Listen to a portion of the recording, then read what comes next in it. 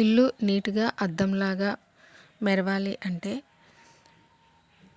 10 లోపు ఈ పనులైతే నేను ఖచ్చితంగా చేస్తాను. హాయ్ అందరికీ, వెల్కమ్ టు మై ఛానల్. ఇంటిని నీట్గా ఉంచుకోవాలని ప్రతి ఒక్కరికి ఉంటుంది. కానీ వారు ఉండే పరిస్థితులను బట్టి వారు చేసే కొంతమంది వర్కింగ్ ఉమెన్స్ ఉంటారు, కొంతమంది పెద్దవాళ్ళు ఉన్నవాళ్ళు ఉంటారు, చిన్నపిల్లలు ఉన్నవాళ్ళు ఉంటారు. కాబట్టి ఎవరి వెసులుబాటును బట్టి వాళ్ళైతే ఇంటిని నీట్గా ఉంచుకునే ప్రయత్నం అయితే చేయాలి. చిన్నపిల్లలు ఉన్న వాళ్ళైతే ఇల్లు నీట్గా లేకపోయినా పర్వాలేదు, కానీ శుభ్రంగా ఉండడం మాత్రం చాలా ముఖ్యం అన్నమాట. ఖచ్చితంగా శుభ్రంగా ఉంచుకోవడానికి ట్రై చేయాలి. నేను నా ఇంటిని ఏ విధంగా నీట్గా ఉంచుకుంటాను అనేది మీకు ఈరోజు ఎక్స్ప్లెయిన్ చేస్తాను. మా ఇంట్లో మేము 5గురం ఉంటాము. నేను వంట 2 టైమ్స్ చేయాల్సి వస్తుంది. అంటే పిల్లలకి ఒకసారి చేస్తాను, మళ్ళీ మా వారికి, నాకు, మా మామగారికి కలిపి ఒకసారి చేస్తానన్నమాట.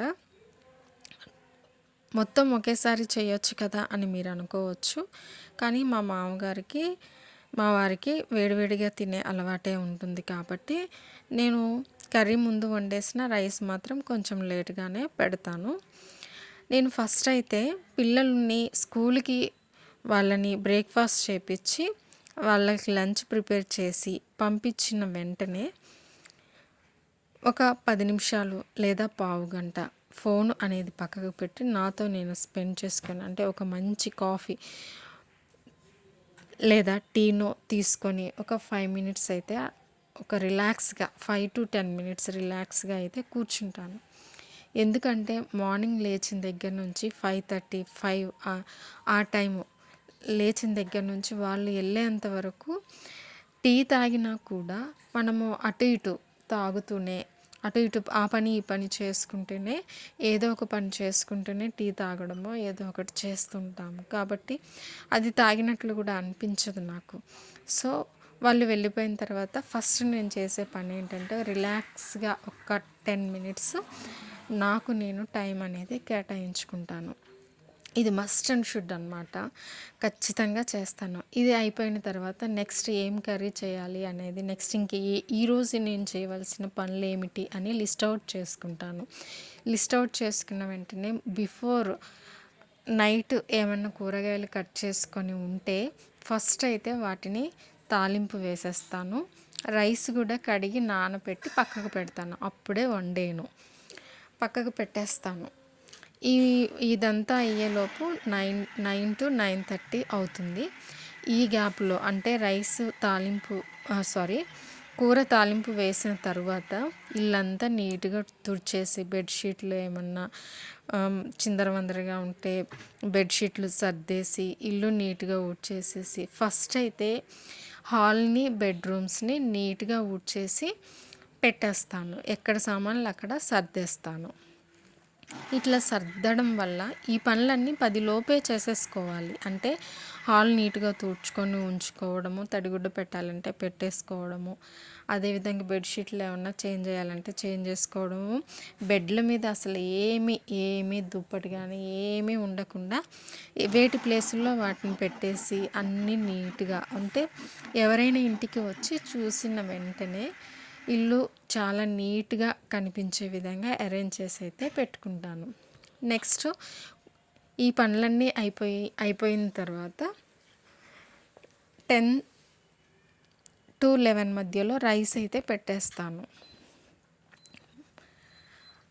అది కూడా అయిపోతూ ఉంటుంది. తర్వాత వాషింగ్ మిషన్లో బట్టలు తీసి ఆరవేయడం కానీ, ఇంకా చిన్న చిన్న పనులు, ఎన్నో ర్యాండమ్ పనులు అనేవి మనకి ఉంటూనే ఉంటాయి. ఆడవాళ్ళకి చేయాలే కానీ కిచెన్లో ఒక మహాసముద్రంలాగా పని చేస్తుంటే వస్తుంది. ఒక్కొక్కసారి ఒక పని చేయబోయి ఇంకొక పని కూడా చేస్తూ ఉంటాం మనం మర్చిపోయి. అట్లా ఎన్నో పనులు అనేవి ఉంటూనే ఉంటాయి.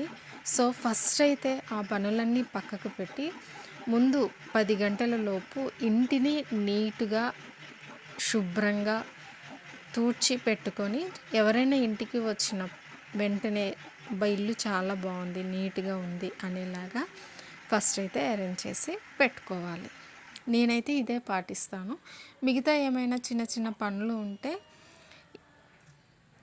వీటి తర్వాతనే చేస్తాను.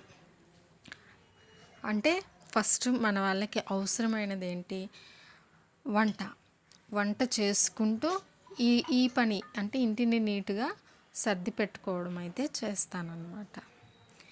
మీలో ఎంతమంది ఈ పని చేస్తారో కమెంట్ చేయండి. ఇలా ఆలోచిస్తారు అనేది కమెంట్ చేయండి. మ్యాక్సిమం 9 ఆ టైం వరకు అంటే అందరూ డిస్పర్స్ అయిపోతారు. మనకి ఇంటికి వచ్చిపోయే చుట్టాలు కూడా ఎవరు ఉండరు.